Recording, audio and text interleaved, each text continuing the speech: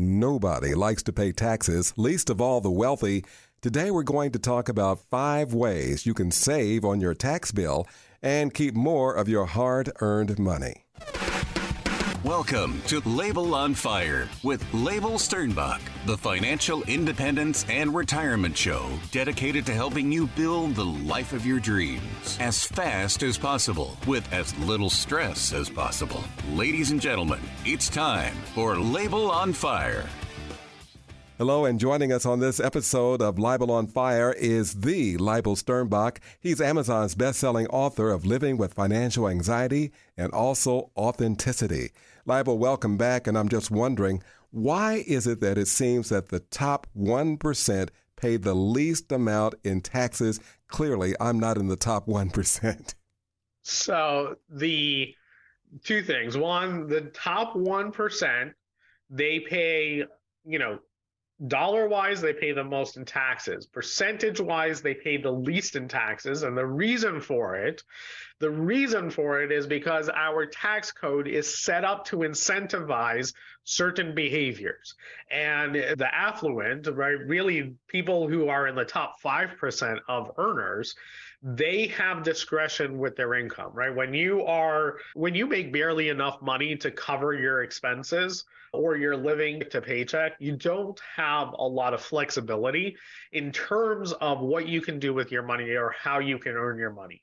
But when you start having extra money, when you start having more than your necessities, then you start to have a choice of how you earn your money.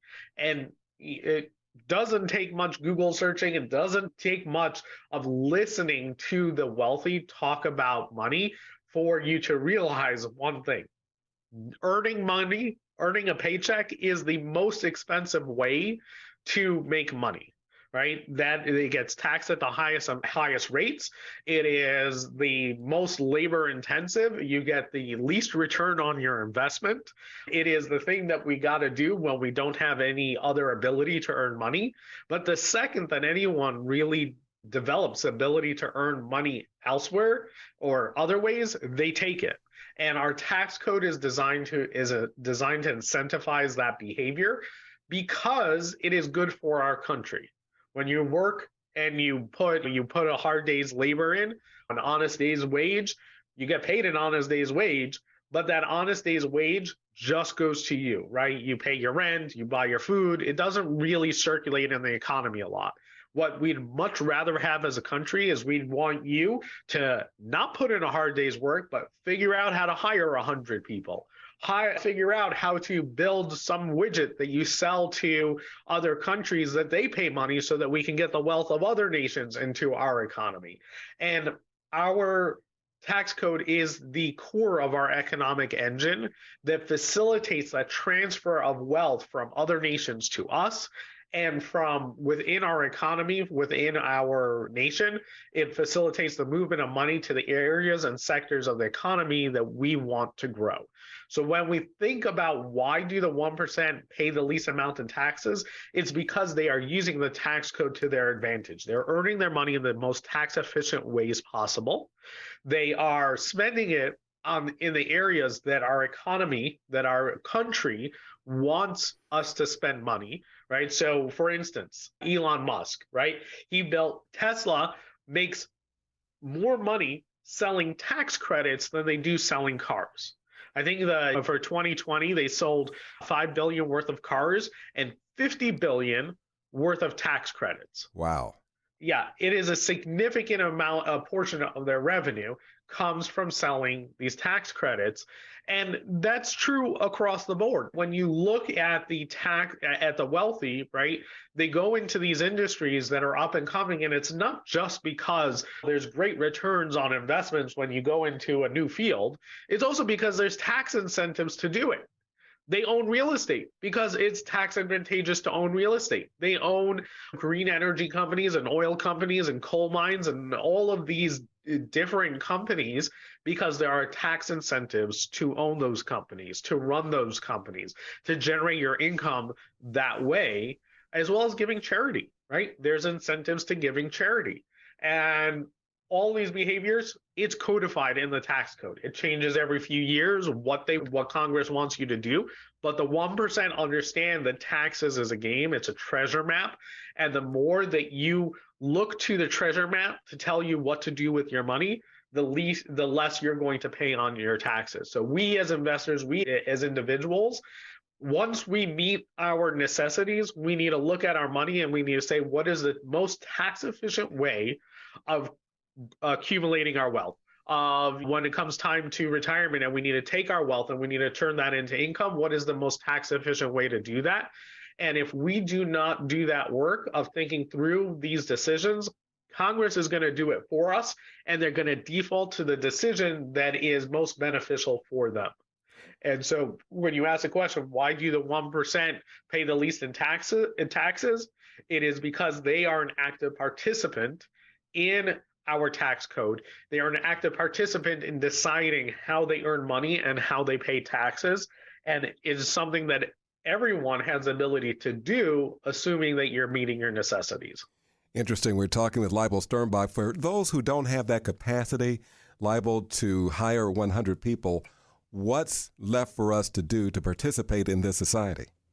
So what I want you to think about, and I talk about this on my website, I got a guide called How to Pay Zero Taxes in Retirement, which I walk through, and I've got a class and a webinar that goes through the same concepts. But the concept I want you to think about is I want you to think about taxes as a ladder, right? And what you have is at the bottom rung of this ladder, you've got the least efficient money, right? You got one leg up over being dead broke, right? Think about wages, right? It doesn't really do much. It doesn't do much for the economy. It doesn't do much for you, and you pay the most amounts of taxes on it. Next up, you have things like tax deferred, right? So your retirement accounts, right? You don't pay taxes on it right away. You get an immediate incentive, right? So it reduces your taxable income. So it's actually doing something for you, right? And by saving money for retirement, you're number one, you're reducing your tax liability today. So that's great. And you're saving for your future, and you're saving it on a higher account balance. So that's great. Right now, there are people who are going to say, no, you should always save for Roth. A conversation for another time, whether tax deferred or tax-free savings is the way to go. But for now, I want you to think of that middle level as things where you have some kind of tax efficiency built in. And then the final level is what I call the tax me when I choose bucket. And this level is what I think of being the most tax efficient. When we're talking about wages, you don't get to decide when you get taxed, right? You get taxed when you earn it. When you save money for retirement, Congress decides when you get taxed on that because you got RMDs, those required minimum distributions that you have to take out of your retirement accounts, which, whether it's age 73 or age 75 now, at some point you're going to have to take that money out. And even if you take that money out earlier, you're going to have to pay taxes on it as if it's ordinary income. So it isn't the most efficient. It's better than wages, but it's still, you're gonna pay a high tax bill on it. The final level is the tax me when I choose, and that's the most efficient because you get to choose when and how you get taxed. And it's very possible that you can pay zero taxes on that money in there. And it is one of the secrets of the wealthy. So if you notice, and you can look at Elon Musk because he's flamboyant about this, but the wealthy very rarely sell their stocks. They very rarely sell things to generate income. Instead, what they do is they borrow against their assets, and debt in this country is not taxed. And so they will borrow against their assets and use that to fund their lifestyle. Now, at some point, they're going to have to pay off that debt. And at some point, there's going to be a tax bill due for that, but they can defer that for a very long time. And it's in all likelihood that if they play their cards right in terms of investing and how they manage things, they can offset a lot of that tax liability, both now and in the future. And so when we talk about the wealthy, it's the reason why they pay less in taxes is because they concentrate their wealth in that top level of the tax bracket of the tax efficiency ladder, where they get to choose when and how they get taxed, and they can defer their tax liability to years when it's advantageous to them. Donald Trump was actually, he's in the news on a regular basis about this, about the fact that he has managed to get tax refunds from the government, despite generating millions of dollars from his businesses, because he's able to use the tax code so efficiently. And so we as regular people, we have the ability to do it. We have the ability to do it on perhaps a limited basis, but doing things, whether it's investing in tax efficient investments, whether it's about doing things like Roth conversions in years where it's advantageous, you lose your job and you're looking for a new job, that's probably a great year to do a Roth conversion, because your tax liability that year is going to be really low. So there are lots of opportunities. You just need to be on the lookout for you, because the IRS is not going to come to you and say, hey, you have all these opportunities to save money on your taxes. You have all these opportunities to accumulate wealth.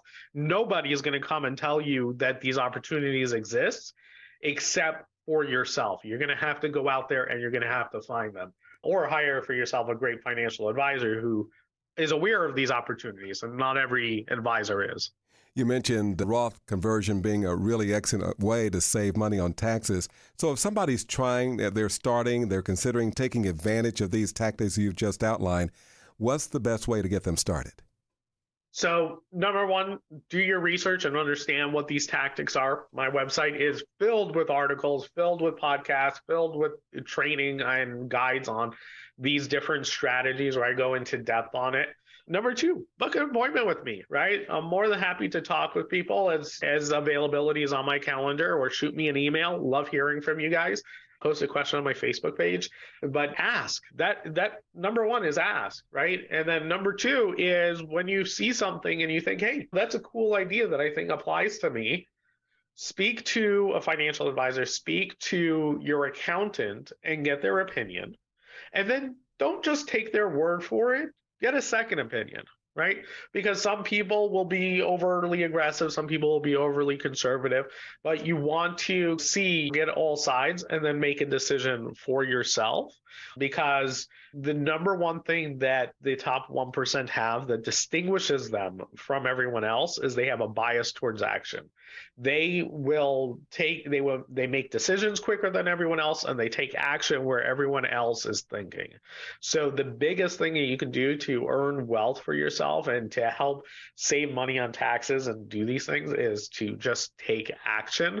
Do your research and then make a decision based on the information you have, and then continually tweak that decision to your comfort and as you learn and grow.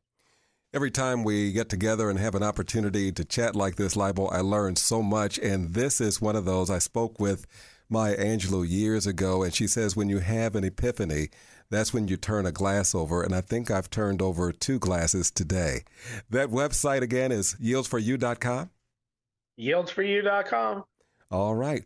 Really insightful, as I just mentioned. And everyone, join us next time as we talk about how to leverage the tax code, and you've heard a lot about that today, how to leverage the tax code to stretch your retirement savings and ensure that you don't run out of money. Thanks for being with us. If you would like to see how the Yields for You team can help you get off the Wall Street roller coaster and save you money on taxes so you can live the life of your dreams, book an appointment online at yieldsforyou.com. That's yieldsforyou.com. Or call 410-914-4894. That's 410-914-4894. Yields for You is a registered investment advisor in the state of New York and only transacts business in states where the firm is properly registered or is excluded or exempted from registration requirements. Registration as an investment advisor is not an endorsement. Information presented on this program is believed to be factual and up to date, but we do not guarantee its accuracy, and it should not be regarded as a complete analysis of the subjects discussed. Discussion should not be construed as an offer to buy or sell or solicitation of any offer to buy or sell the investments mentioned. Annuity guarantees are subject to the claims paying ability of the issuing insurance company. Content should not be viewed as legal or tax advice. Always consult an attorney or tax professional regarding your specific legal or tax situation.